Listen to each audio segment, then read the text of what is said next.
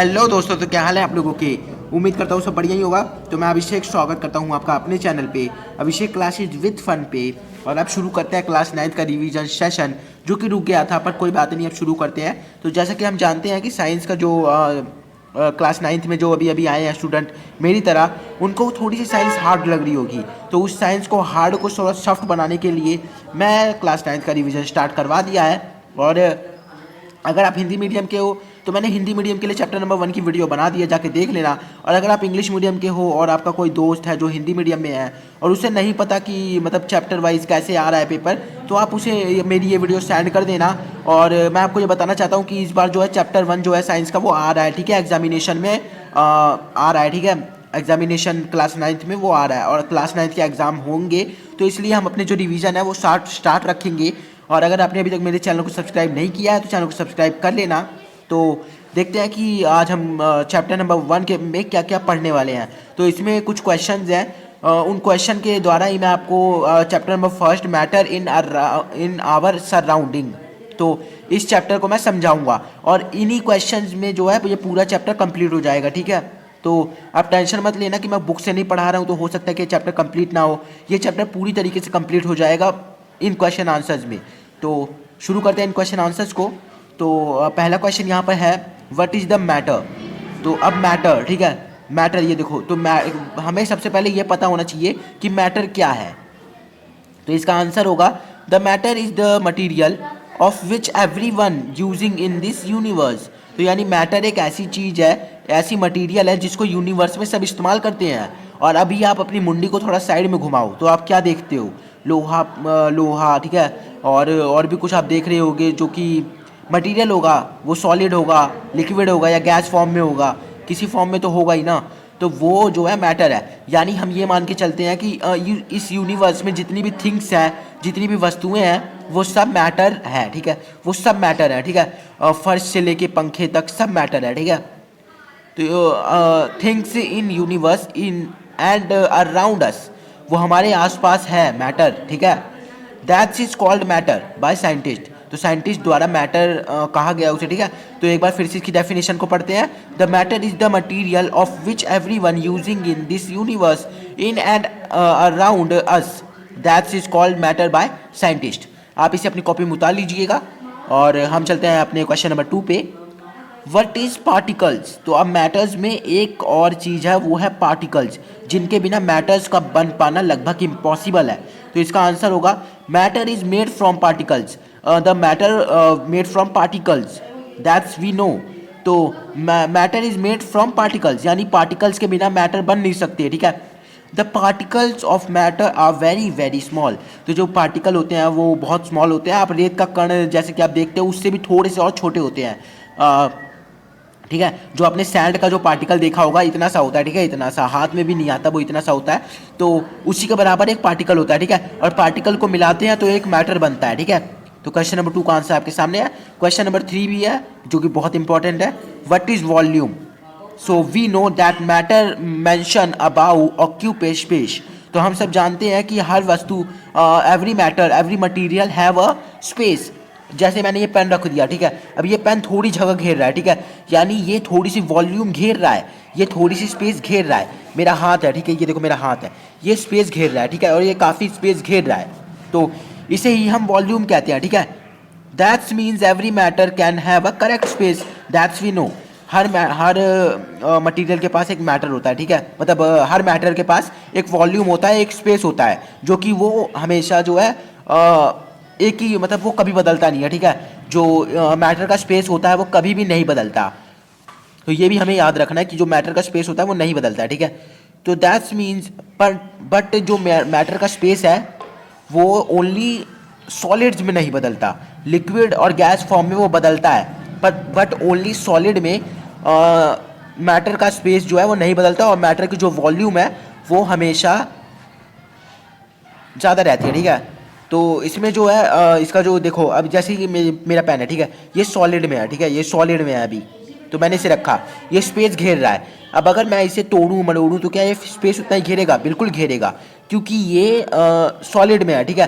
पर अगर यही ये लिक्विड में होता तो ये लिक्विड फॉर्म में पूरी तरीके से कॉपी में फैल जाता और हम ये भी ना पता लगा पाते कि ये कितना स्पेस घेर रहा है। But we know that pen is solid, और पेन सॉलिड है, so that's we also know कि ये एक स्पेस घेर रहा है, और वी ऑल्सो नो कि ये जो स्पेस है ये एक तरीके से बिल्कुल निश्चित है, ये बिल्कुल जो है, और इसका जो स्पेस है वो कभी भी चेंज नहीं होगा। इसका जो स्पेस है, इसका जो शेप है और स्पेस है वो अनचेंजेबल है, उसे हम चेंज नहीं कर सकते। But only in solid, liquid और गैस का जो स्पेस होता है और जो उनकी शेप होती है वो हमेशा बदलती रहती है। सो हमें पता चल गया कि वॉल्यूम क्या है, ठीक है, और वॉल्यूम के साथ हमें कुछ और चीज़ें पता कर ली जो कि आगे आने वाली हैं। तो एक बार इसकी जो है पूरी डेफिनेशन को पढ़ते हैं।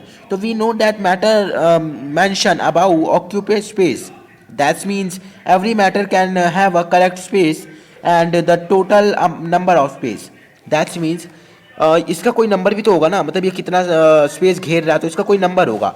तो have a correct space and the total number of space what matter have, जो कि मैटर के पास है, दैट्स इज कॉल्ड वॉल्यूम, उसे ही हम वॉल्यूम कहते हैं, ठीक है। इसने, मैंने इसको रखा, ठीक है, अब इसने एक स्पेस घेरा, इसने कितना स्पेस घेरा उसकी कैलकुलेशन को हम वॉल्यूम कहते हैं, ठीक है, उसकी कैलकुलेशन को हम क्या कहते हैं, वॉल्यूम कहते हैं। तो एक बार हम इसकी डेफिनेशन को फिर से पढ़ेंगे।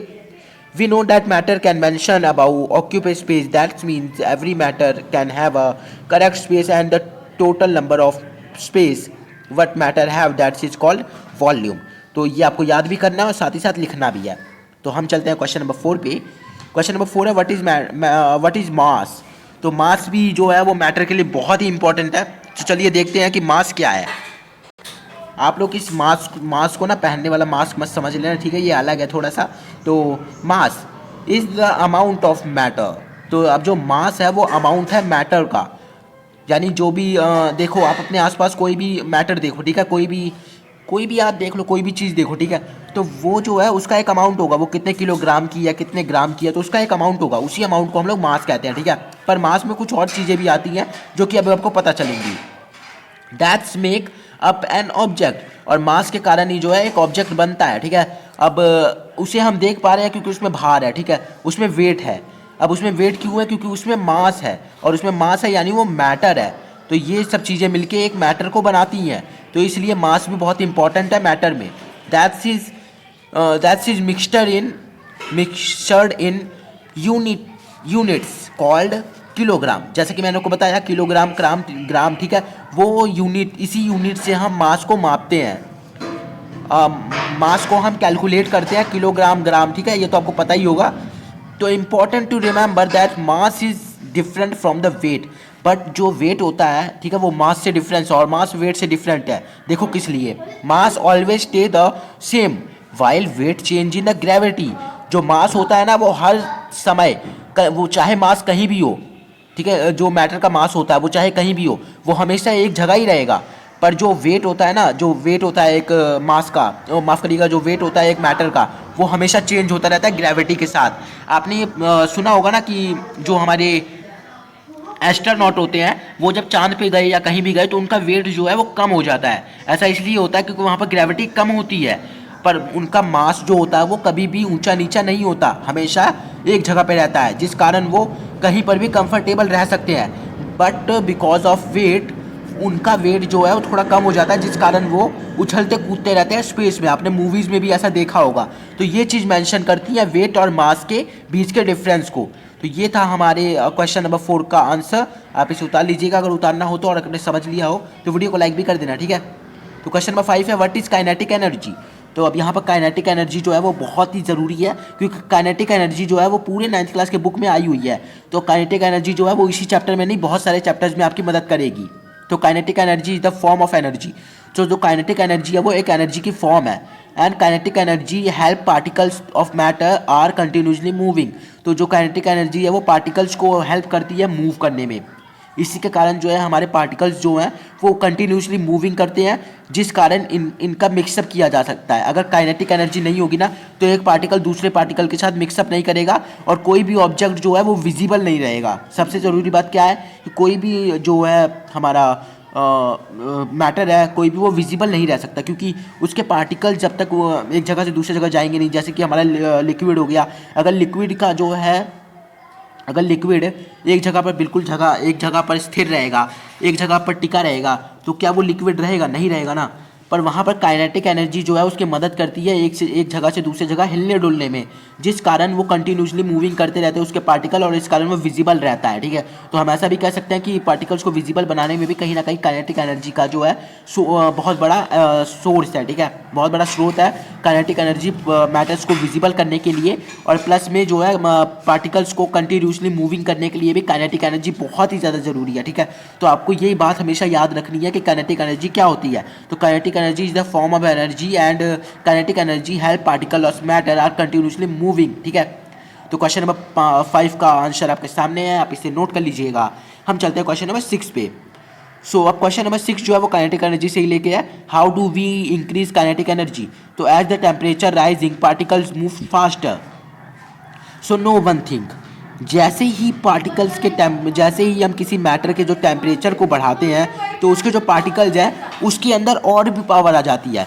काइनेटिक एनर्जी उसमें पहले से ही थी, अब जब हम उसके टेम्परेचर को बढ़ा देते हैं तो वो और भी पावर ले लेता है, और जो पार्टिकल्स होते हैं वो और भी ज़्यादा पावरफुल हो जाते हैं। और हम जानते हैं कि कोई भी चीज़ पावरफुल हो जाएगी तो भाई साहब उसकी तो पावर फिर अनलिमिटेड हो जाएगी।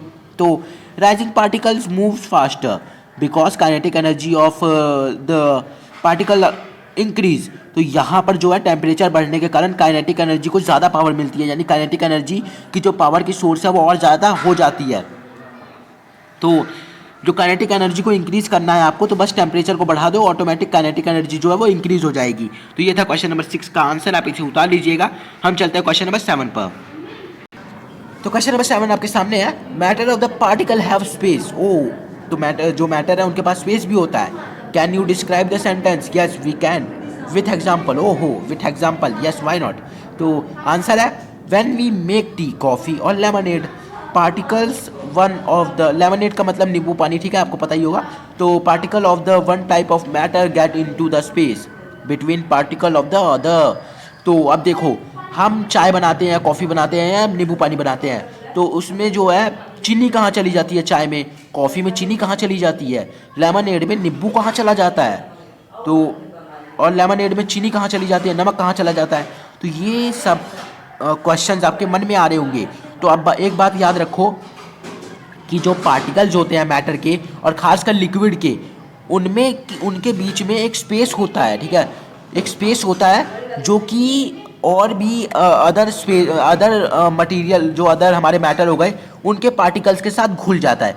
यानी आप ऐसे मान के चलो कि आप किसी रूम में गए, ठीक है, वो रूम खाली पड़ा है, आप उस रूम के अंदर चले गए। इसी प्रकार पार्टिकल्स के साथ भी होता है। अगर पार्टिकल में थोड़ी सी जगह है तो दूसरे पार्टिकल उसके अंदर घुस जाएंगे, और तभी हम चाय, कॉफ़ी, लेमनेड बना पाते हैं। ठीक है, ज़्यादा कुछ सोचो मत, दिमाग पर ज़्यादा प्रेशर मत डालो, बहुत ही ईजी है।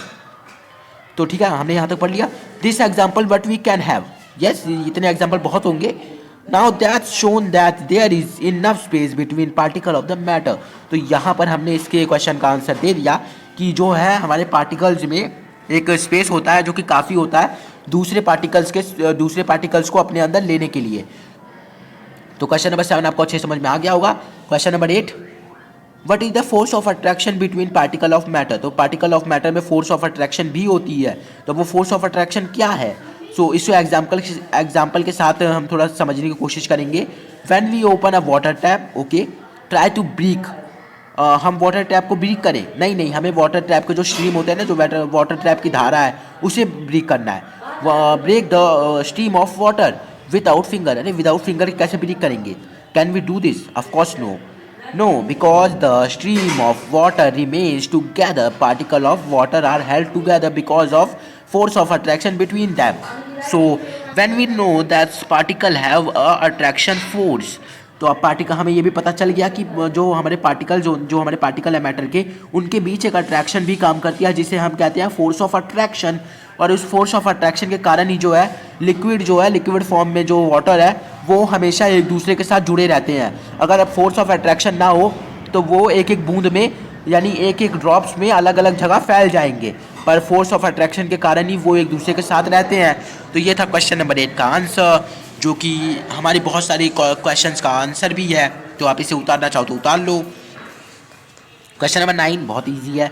Right state of matter, solid, liquid, gas. ठीक है, यही 3 है, मैटर बस हो गया। अब यहाँ पर कुछ ज़रूरी जानकारियाँ, ठीक है, जो कि अभी तक हमने पढ़ा उसके बारे में कुछ और ज़रूरी जानकारियाँ हैं। The space between the particle and the kinetic energy of particle is minimum in solid. तो अब जो पार्टिकल्स में जो काइनेटिक एनर्जी होती है वो सबसे सबसे कम होती है सॉलिड में, ठीक है। सॉलिड में देखो काइनेटिक एनर्जी सबसे कम होती है। अब चलो आगे देखते हैं किस में ज़्यादा और किस में कम है। तो जैसा कि हमने देखा कि काइनेटिक एनर्जी जो है वो सॉलिड में सबसे कम रहती है, इंटरमीडिएट इन लिक्विड, यानी लिक्विड में जो है वो बीच बीच में रहती है, ठीक है, यानी लिक्विड में भी होती है पर थोड़ी कम होती है, ठीक है। And maximum in gases. अब देखो लिक्विड में होती है तभी तो हम लिक्विड जो पानी होता है उसे जल्दी उबाल लेते हैं, जिस कारण जो है हमारी चाय बन जाती है। तो उसमें बीच में रहता है, ठीक है, यानी ज़्यादा कम नहीं ज़्यादा नहीं, जितना लिक्विड को चाहिए उतना उसे मिल जाता है। और मैक्सिमम इन गैसेज, जो काइनेटिक एनर्जी होती है वो सबसे ज़्यादा गैसेज में होती है। माफ़ करिएगा, सॉरी। तो अब हमने जान लिया कि जो काइनेटिक एनर्जी है वो सबसे कम होती है सॉलिड में, बीच में होती है लिक्विड में, और मैक्सिमम होती है गैसेज में, ठीक है। तो आपको ये बात याद रखनी है, सबसे कम सॉलिड में, बीच में लिक्विड में, ठीक है, और सबसे ज़्यादा गैस में, ठीक है। तो हमने पता कर लिया काइनेटिक एनर्जी किस में कम किस में ज़्यादा होती है। The force of attraction between the particle is strongest in solid, intermediate in liquid and weakest in gases. तो फोर्स ऑफ अट्रैक्शन जो होता है वो सबसे ज़्यादा होता है सॉलिड में। आप देखो ये मेरा पेन है, क्या मैं इसे तोड़ सकता हूँ? नहीं तोड़ सकता ना, क्योंकि यहाँ पर फोर्स ऑफ अट्रैक्शन काम कर रहा है। हम लिक्विड को ब्रेक कर सकते हैं बिना अपने हैंड्स का यूज़ किए? नहीं कर सकते ना, क्योंकि वहाँ पर भी फोर्स ऑफ अट्रैक्शन काम कर रहा है। But the gas can gone everywhere. Why? Because of force of attraction cannot available in gases. Gases में जो है हमारा फोर्स ऑफ अट्रैक्शन नहीं रहता। जी हाँ, बिल्कुल ही नहीं रहता, वीकेस्ट रहता है, बिल्कुल रहेगा ही नहीं, ठीक है। तो आपको याद रखना है कि जो सबसे ज़्यादा होती है सॉलिड में, बीच में होती है लिक्विड में, और सबसे कम होती है गैस में। गैस में लगभग ना के बराबर ही होती है। तो हमने पढ़ लिया कि फोर्स ऑफ अट्रैक्शन किस में वो सबसे ज़्यादा होती है। अब मूवमेंट ऑफ पार्टिकल, जो मूवमेंट ऑफ पार्टिकल है वो मिनिमम इन सॉलिड, जो सॉलिड के पार्टिकल होते हैं वो बिल्कुल भी नहीं घूमते, more in liquid and maximum in gases. तो यहाँ पर जो है लिक्विड में वही बीच का रहता है, और मैक्सिमम इन गैसेज। तो हमने देख लिया मूवमेंट ऑफ पार्टिकल भी। So can we describe the compression? तो व्हाट इज कंप्रेशन? तो आंसर होगा when we compress any substance then the particle of matter come together. Substance का मतलब भी मैटर है, ठीक है, कोई भी पदार्थ हो गया, ठीक है, मैटर से ही है। When the particle of come together. अब देखो मैं इस पर प्रेस कर रहा हूँ, ठीक है, तो इसके जो पार्टिकल्स हैं वो एक दूसरे के और करीब आ रहे हैं, ठीक है, और करीब आ रहे हैं, जिसके कारण उनका वॉल्यूम जो है वो घट जाता है, ठीक है, उनका वॉल्यूम डिक्रीज़ हो जाता है। और जो है वो कंप्रेस, जो जिस भी मैटर को हम कर रहे हैं, मान लो हम गैस को कंप्रेस कर रहे हैं, तो वो लिक्विड फॉर्म में आ जाएगा, ठीक है, क्योंकि उसके जो पार्टिकल्स हैं वो और मतलब पास में आ रहे हैं, ठीक है। किसके कारण? कम आपके जो है ये कंप्रेशन के कारण, ठीक है। तो हम जब भी किसी मैटर को कंप्रेस करते हैं सो उनके जो पार्टिकल्स होते हैं वो पास आ जाते हैं, ठीक है। तो हमने इतना पढ़ लिया। So decrease when we compress any, तो यहाँ पर देखते हैं, and the volume of the matter decrease when the we compress any matter. तो हमने ये देख लिया, ठीक है, कि वॉल्यूम जो है उसका डिक्रीज हो जाता है, यानी कि जो मैटर जितना वॉल्यूम उसके पास था उससे कम हो जाता है, ठीक है। The compression between the particle is minimum in solid, intermediate in liquid and maximum in gases. अब गैसेज में इसका मैक्सिमम होना बहुत ही ज़रूरी है, क्योंकि अगर गैसेज में कंप्रेशन मैक्सिमम नहीं होगा तो हमारे घर में जो एलपीजी सिलेंडर है वो बिल्कुल ही नहीं बन पाएगा, ठीक है, यानी हमारे घर में जो खाना नहीं बन पाएगा। तो ये बहुत ज़रूरी है कंप्रेशन गैसेज के लिए, क्योंकि गैसेज को जब हम कंप्रेस करते हैं तो वो लिक्विड फॉर्म में, यानी एलपीजी में, लिक्विड पेट्रोलियम गैस में कन्वर्ट हो जाते हैं, जिस कारण हम खाना बना पाते हैं। तो ये बहुत ज़रूरी है। तो आपको होपफुल है आपको इसका आंसर मिल गया होगा। तो question number 11, explain the 3 state of matter. So let's explain the 3 state of matter. सो आपके सामने है, ठीक है, solid state have definite space, shape and have destinate boundaries, and solid are in compressibility, solid have definite volumes। तो अब देखो जो हमारा सॉलिड है उसके पास जो उसकी स्पेस है वो हमेशा सेम रहती है, ठीक है। जैसे मैंने आपको बताया ये सॉलिड है, मेरा पेन सॉलिड है, ठीक है। मैं इसकी स्पेस को नहीं मैं इसकी शेप को नहीं बदल सकता जब तक मैं इसमें जो है इसके जो अट्रैक्शन, फोर्स ऑफ अट्रैक्शन है उसे तोड़ ना दूँ, ठीक है। तो इसलिए जो है इसकी स्पेस जो है वो डेफिनेट होती है, ठीक है। इसकी जो है डेफिनेट होती है इसकी स्पेस सॉलिड की। And have distinctive boundary. अब देखो इसकी जो बाउंड्रीज है वो एक ही सीमा पे है, ठीक है। उनकी जो बाउंड्रीज है वो भी डेफिनेट है, ठीक है। इसकी बाउंड्रीज भी जो है वो एक ही जगह पे है, ना कम है ना ज़्यादा है, सेम टू सेम है। ये भी सॉलिड का एक उदाहरण है, मतलब सॉलिड का एक एग्जांपल है, ठीक है। एंड सॉलिड आर इनकम्प्रेसिबिलिटी, यानी सॉलिड को हम कंप्रेस नहीं कर सकते हैं, कंप्रेस करेंगे तो ये टूट जाएंगे। सॉलिड हैव डेफिनेट वॉल्यूम्स, और जो इनका वॉल्यूम होता है, ठीक है, जो जितना ये अपना ये जितना भी स्थान घेरेंगे, ठीक है, जितना भी ये स्पेस गेन करेंगे उस स्पेस का जो वॉल्यूम है वो हमेशा एक ही जैसा रहेगा, यानी डिफाइनेट रहेगा, ठीक है, डेफिनेट रहेगा, कुछ भी कम नहीं कुछ भी ज़्यादा नहीं। अब लिक्विड की बात करते हैं। Liquid state are low compressibility, no definite shape and boundaries, they take the space of container in which they are stored. तो अब जो लिक्विड है उसमें लो कंप्रेसिबिलिटी होती है। अब लिक्विड को अगर हम कंप्रेस करेंगे तो वो बह जाएगा, ठीक है, जब तक उसको एक सही बाउंड्री में ना रखा जाए। नो डेफाइनाइट स्पेस, उसकी जो स्पेस है वो भी मतलब बिल्कुल डेफिनेट नहीं होती, क्या स्पेस लेगा। आप उसे चाहे कढ़ाई में रख दो तो वो कढ़ाई का शेप ले लेगा, आप उसे बाल्टी में रख दो, बकेट में रख दो तो वो बकेट का शेप ले लेगा, because of no definite space. उसकी जो स्पेस है वो डेफिनेट नहीं है, ठीक है, डेफिनेट नहीं है उसकी स्पेस। अब बाउंड्री भी उसकी डेफिनेट नहीं होती, उसे जितना दूर फेंको उतना दूर चला जाता है।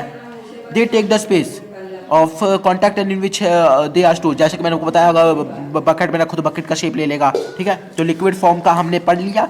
Gases state, gas have fluidity, gas में जो है वो बहाव होता है, ठीक है, तभी एक जगह से दूसरी जगह जो है गैस चली जाती है। Have high compressibility, high compressibility होती है गैस में। हैव नो डेफाइनाइट बाउंड्रीज, इसकी बाउंड्रीज जो है वो डेफाइनाइट नहीं होती, ठीक है, इसकी बाउंड्रीज की कोई लिमिट नहीं होती, इसकी बाउंड्रीज बहुत दूर दूर तक होती है। Have no definite space and volume, space और वॉल्यूम भी जो है वो लिमिटेड नहीं होती, अनलिमिटेड होती है। The particle in a gas are free to move in any direction, hence gases can flow. तो when we know that gases are move every time and everywhere, तो गैसेस जो है वो कहीं भी जाके घूम सकती हैं, ठीक है, डायरेक्ट किसी भी डायरेक्शन में। हैंस गैसेस कैन फ्लो, क्योंकि गैसेस फ्लो कर सकती हैं। तो आपका जो सॉलिड लिक्विड गैस वो सब आपने समझ लिया, ठीक है। तो आशा करता हूँ आपको ये पूरा समझ में आ रहा होगा। तो अब question number 12, what is melting point. So the temperature at which a solid melt to from liquid at atmospheric pressure is called the melting point. The melting point of ice is 273 kelvin या फिर 0 degree Celsius, ठीक है। तो हम जैसे कि देख पा रहे हैं कि what is melting point. So the melting point of the temperature, ठीक है, आपका जो एटमॉस्फेयर, ठीक है, आप किसी भी सॉलिड जो आप मान लो आपने आइस ली, ठीक है, आपने उसे 0 डिग्री सेल्सियस पे छोड़ दिया, but on the atmospheric pressure आपने उसे खुले वातावरण में छोड़ा हुआ है 0 डिग्री सेल्सियस पे। तो कुछ देर बाद आप आके देखना, धीरे धीरे ही सही, लेकिन वो सॉलिड से लिक्विड में बदल जाएगा। किस लिए बदल जाएगा? क्योंकि वहाँ पर जो है मेल्टिंग पॉइंट काम कर रहा है, ठीक है। The matter have also melting point, तो यहाँ पर हमें ये मेल्टिंग पॉइंट्स भी मिल गए हैं, ठीक है। तो 23 केल्विन या 0 डिग्री सेल्सियस। तो क्वेश्चन नंबर 12 का आंसर आपके सामने है। हम चलते हैं कुछ और ज़रूरी जानकारियाँ को पाने के लिए। तो अब यहाँ पर देखते हैं, हमें कुछ ज़रूरी बातें भी पता करनी है। तो know one thing, if you want to change the Kelvin, then plus 273 to giving Celsius number. For an example, if you have 8 degree Celsius, then change into Kelvin. So 273 plus 8 is equal to 381 Kelvin. That means 8 degree Celsius का अगर kelvin निकालेंगे तो 381 kelvin होगा। तो आपको जब भी kelvin निकालना होगा तो आप हमेशा याद रखना, आप दिए गए सेल्सियस के नंबर में प्लस 273 को ऐड कर देना, ठीक है। और आपको अगर केल्विन को सेल्सियस में चेंज करना है तो आपको ज़्यादा कुछ नहीं करना, आपको जो है माइनस कर देना है 273 को, ठीक है। तो ये था कुछ ज़रूरी जानकारी जो कि बहुत ही ज़रूरी है इस चैप्टर से लेके। तो हम चलते हैं आपके क्वेश्चन नंबर 13 पे। What is boiling point. So we know that water can also boil. So what is boiling point, boiling क्या है, what is boiling point. So the temperature at which a liquid boil to from vapor at atmospheric pressure is called its boiling point. Boiling point of water is 273 Kelvin, ठीक है। तो the temperature at which a liquid boils to from vapor, ठीक है। एक minute यहाँ पर आओ थोड़ा। तो देखो यहाँ पर एक गलती हो गई है, ठीक है। मैंने यहाँ पर जो है थोड़ा सा गलत वो कर दिया, तो इसे आप मिटा दो। सो व्हेन वी तो देखो यहाँ पर एक गलती हो गई थी, ठीक है, उसके लिए मुझे माफ़ कर देना। तो when we add 273 + 8 degree Celsius then we have 281 kelvin, ठीक है। तो यहाँ पर एक गलती हो गई थी, आप इसे थोड़ा इग्नोर करना, ठीक है, क्योंकि गलती हो जाती है, ठीक है। तो आप थोड़ा इसे इग्नोर कर देना, ठीक है। तो इस तरीके से आप जो है केल्विन को माफ़ करिएगा, सेल्सियस को केल्विन में चेंज कर सकते हो। बस ये गलती हो गई थी, तो उसके लिए मैं माफ़ी चाहता हूँ, बहुत बहुत माफ़ी चाहता हूँ, ठीक है। तो क्योंकि आपको समझाते वक्त अगर मैं ही गलती कर दूँ तो वो काफ़ी बड़ी गलती हो जाती है, तो आप इसमें थोड़ा बहुत मतलब हिचकिचाना मत, ठीक है। थोड़ा प्लस करने में गलती हो गई थी। तो अब यहाँ पर आते हैं, ठीक है। अब यहाँ पर अपने जो शुरू करते हैं क्वेश्चन आंसर्स को। तो the temperature at which a liquid boils to vapour, यानी जो हमारा लिक्विड है वो गैस की फॉर्म में आ जाए और भाप बन जाए, तो ठीक है। तो इसे हम कहते हैं द बॉइलिंग पॉइंट, और जो वाटर का बॉइलिंग पॉइंट है वो 100 डिग्री सेल्सियस है, यानी 373 केल्विन, ठीक है, जैसे कि हमने देख लिया था। और हम जानते भी हैं कि 100 डिग्री सेल्सियस पे जो है हमारा जो वाटर है वो बॉईल करने लग जाता है, और अगर वो ज़्यादा देर तक बॉईल करेगा तो वो जो है बिल्कुल ही लिक्विड से गैस फॉर्म में आ जाएगा। तो ये था क्वेश्चन नंबर 13 का answer. Question number 14, what is vaporisation? So the amount of heat required to change 1 kilogram liquid to its gaseous state at atmospheric pressure, ठीक है। तो the amount of heat required to change 1 kilogram liquid to its gaseous state at atmospheric pressure, ठीक है। तो आपका जो vaporisation हो गया, so then when we know the vaporization, ठीक है, जिसे हिंदी में कहते हैं वाष्पीकरण, ठीक है। तो जो हमारा वाष्पीकरण होता है यानी वेपोराइजेशन होता है वो एटमॉस्फेयर में होता है, ठीक है। इसमें जो है ह्यूमन कोई भी काम नहीं करते हैं, इसमें जो कार्य कर जो इसमें जो माफ़ करिएगा, तो इसमें जो है जितना भी वर्क होता है वो सारा वर्क एटमॉस्फेयर करता है, ठीक है। और आपने देखा होगा कि आपके कपड़े सूख जाते हैं, तो आपके कपड़े सूख क्यों जाते हैं? क्योंकि वहाँ पर वेपोराइजेशन काम कर रहा होता है, ठीक है, जिस कारण आपके कपड़े जो हैं सूख जाते हैं। यानी जो कपड़ों में लिक्विड होता है वो गैस की फॉर्म में आ जाता है, किसके कारण? वेपोराइजेशन के कारण, यानी वाष्पीकरण के कारण। तो ये था क्वेश्चन नंबर 14 का आंसर। हम चलते हो क्वेश्चन नंबर 15 पे। सो क्वेश्चन नंबर 15 यहाँ है, एक्सप्लेन सप्लीमेंशन। तो the change of liquid directly into vapours on heating and the vapors into solid on cooling without passing through the intervening liquid state is called supplementation. So देखो अब यहाँ पर एक twist है। यहाँ पर जो है हम जानते हैं कि सॉलिड पहले लिक्विड में बदलेगा फिर वो गैस की फॉर्म में आएगा, पर यहाँ पर थोड़ा सा अलग है। यहाँ पर जो सॉलिड है वो सीधा गैस की फॉर्म में आ जाएगा, ठीक है, वो सीधा भाप बन जाएगा, ठीक है। तो कुछ ऐसी जो है मैटर्स हैं जो कि सॉलिड से सीधा गैस में कन्वर्ट हो जाती हैं, जैसे कि हमारी विक्स है, ठीक है। मैं आपको बहुत ही सिंपल एग्जांपल दे रहा हूँ। अपनी विक्स है, आप उस विक्स को खुला छोड़ दो तो वो विक्स जो है वो उड़ जाएगी, बट वो गैस बन जाएगी, ठीक है, वो गैस बन जाएगी। बट हम जानते हैं कि जो विक्स थी वो सॉलिड में थी, सॉलिड फॉर्म में थी, वो लिक्विड फॉर्म में क्यों नहीं आई? बिकॉज ऑफ सप्लीमेंशन, क्योंकि उसमें विक्स में सप्लीमेंशन काम कर रहा है। आपने अपने घर में कपूर देखी होगी, तो कपूर में भी सेम यही चीज़ काम करती है, ठीक है। तो सप्लीमेंशन बहुत ही ईजी चीज़ है। सप्लीमेंशन इज अ वर्क वो change solid directly into vapours, यानी कि जो ऐसा वर्क है ये कि जिससे सॉलिड जो है डायरेक्टली गैस में कन्वर्ट हो जाता है, ठीक है, without come in liquid form. और फिर इसी प्रकार से जो है दोबारा से जो लिक्विड है वो माफ़ करिए बिना लिक्विड गैस की जो है बिना लिक्विड में आए, ठीक है, वो गैस में कन्वर्ट हो जाती है। और इसी तरीके से अगर गैस सॉलिड में कन्वर्ट हो जाता है तो उसमें भी सप्लीमेंशन ही काम करता है। इसके कुछ एग्जांपल है कॉपर सल्फेट, ठीक है, कॉपर सल्फेट इसका एक एग्जांपल हो गया। तो ये था क्वेश्चन नंबर 15 का आंसर। ना समझ में आओ तो एक बार फिर से समझाता हूँ। बस इसमें कुछ नहीं होता, सॉलिड जो है वो डायरेक्टली गैस में कन्वर्ट हो जाता है और गैस डायरेक्टली सॉलिड में कन्वर्ट हो जाता है, ठीक है। Question number 16, what is effect of change of pressure? So when the pressure is change तो व्हाट इफेक्ट कैन बी कम? तो if compress gas in a cylinder, the distance between the particle of the gas is reduced, that we know, and finally gas is liquefied on lowering temperature. तो lowering temperature पे जो है, जो अब उसके particles जो है वो थोड़ा पास आ जाते हैं, ठीक है। कब? जब हम कंप्रेस करते हैं यानी प्रेशरिंग करते हैं, तो उसके जो गैस का सिलेंडर होता है उसमें हमेशा कंप्रेशन होता है, ठीक है। आप सोचते हो कि उसमें गैस चली कैसे जाती है, तो उसमें जो है गैस को कंप्रेस किया जाता है और उसके जो पार्टिकल्स हैं वो जो उसके पार्टिकल्स हैं वो अपने मतलब एक दूसरे के करीब आ जाते हैं, जिस कारण जो है वो गैस में कन्वर्ट हो जाता है और लिक्विड फॉर्म में आ जाता है लोअर टेम्परेचर पे। तो ये था क्वेश्चन नंबर 16 का आंसर। क्वेश्चन नंबर 17 बहुत most important. What is evaporation? So a surface phenomenon in which liquid change into vapors at temperature belong its boiling point is called evaporation। तो हम जानते हैं कि जब काइनेटिक एनर्जी जो होती है हमारी वो लिक्विड में होती है, but the liquid if come in a surface, जब एक लिक्विड किसी सरफेस में आता है तो वो उस सरफेस की जो है जो उस सरफेस की काइनेटिक एनर्जी है उसे भी अब्जॉर्व कर लेता है, ठीक है। कौन? लिक्विड। और जब लिक्विड उसकी काइनेटिक एनर्जी और अपनी काइनेटिक एनर्जी दोनों को प्लस कर लेगा, यानी 1 + 1 2 कर लेगा, तो उसकी जो गैस बनने की जो क्षमता है, यानी जो उसका जो फोर्स ऑफ अट्रैक्शन है जो उसे जोड़े रख रहा है, उसे तोड़ने में वो काम करेगा और आराम से तोड़ लेगा, जिस कारण वो लिक्विड से बाहर आके गैस की फॉर्म में आ जाएगा। और इसी को हम कहते हैं evaporation. Particle of the surface of a liquid have higher kinetic energy because solid जो है वो सरफेस से भी काइनेटिक एनर्जी ले रहा है और उसके खुद के पास भी काइनेटिक एनर्जी है। The force of attraction between the particles and escape from the surface of liquid in their form of vapors, यानी वो भाप बन के उड़ जाता है, ठीक है। तो ज़्यादा कुछ नहीं है इवेपोरेशन में। इवेपोरेशन का आंसर आपके सामने है।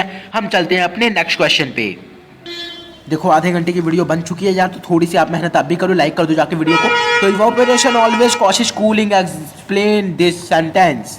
सो the cooling caused the by evaporation is based on the fact. ये एक फैक्ट है, ठीक है, कि जहाँ भी इवापोरेशन होता है लिक्विड के साथ वहाँ जो है कूलिंग क्यों हो जाती है।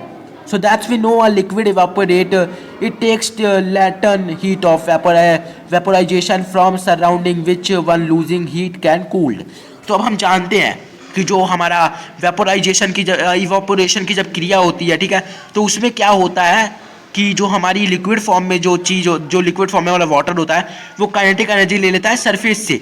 अब जब उसने सरफेस से काइनेटिक एनर्जी को ले लिया, और काइनेटिक एनर्जी जो होती है वो हॉट होती है ना भाई, वो एनर्जी है तो वो हॉट तो होगी, तो वो हॉट होती है। अब जब उसने उससे वो हॉट एनर्जी ले ली तो क्या बचा? Cooling energy. And that's why evaporation give us cooling. बस हो गया, ख़त्म यहीं पे। तो बहुत ही ईजी आंसर है, ठीक है, ये एग्जाम में आते रहते हैं तो आपको इन्हें उतारना भी पड़ेगा। तो क्वेश्चन नंबर 18 का आंसर हो गया। क्वेश्चन नंबर 19 बहुत ही छोटा है। What type of condition effect evaporation? तो एक्सपोज सरफेस एरिया, सरफेस का एरिया जो है उसे इफेक्ट करता है इवेपोरेशन को। इंक्रीज इन टेम्परेचर, अगर टेम्परेचर इंक्रीज हो जाएगा तो इवेपोरेशन जो है वो बढ़ जाएगा। ह्यूमिडिटी, ठीक है, अब अगर हवा में जो है ह्यूमिडिटी होगी, अगर ह्यूमिडिटी कम होगी तो इवेपोरेशन ज़्यादा होगा, अगर ह्यूमिडिटी ज़्यादा होगी तो इवेपोरेशन कम होगा। तो ह्यूमिडिटी भी बहुत ही इफेक्ट करती है इवेपोरेशन को। वाइंड, अब देखो विंड जो है वो भी बहुत इफेक्ट करती है, क्योंकि विंड जो है अपने साथ कई तरह की एनर्जीज को लेके कई तरह की एनर्जीज को लेके चल पड़ती है। अब वो एनर्जीज जो है वो इवेपोरेशन को इफेक्ट करती है। तो ये था हमारा चैप्टर नंबर 1। और याद रखना कि चैप्टर नंबर 1 पूरी तरीके से कंप्लीट हो गया है, तो अब आपको बुक उठाने की कोई ज़रूरत नहीं है। बस इस वीडियो को पूरा देख लो और आपको ये चैप्टर पूरी तरीके से समझ में आ जाएगा। तो ये थी हमारी चैप्टर नंबर 1 की वीडियो। काफ़ी लंबी है तो आप वीडियो को लाइक कर देना, चैनल कर देना सब्सक्राइब, बेल आइकन को दबा देना ताकि नोटिफिकेशन मिलती रहे। अच्छे से पढ़ाई करो मेरी तरह, मतलब मेरी तरह नहीं, आप तो वैसे भी काफ़ी टैलेंटेड हो, मैं भी टैलेंटेड, आप भी टैलेंटेड, तो फिक्र किस बात की है। तो मैं मिलता हूँ आपसे नेक्स्ट वीडियो में, तब तक के लिए आप स्वस्थ रहें, मस्त रहें और मेरे चैनल पर आने के लिए व्यस्त बिल्कुल ना रहें। धन्यवाद।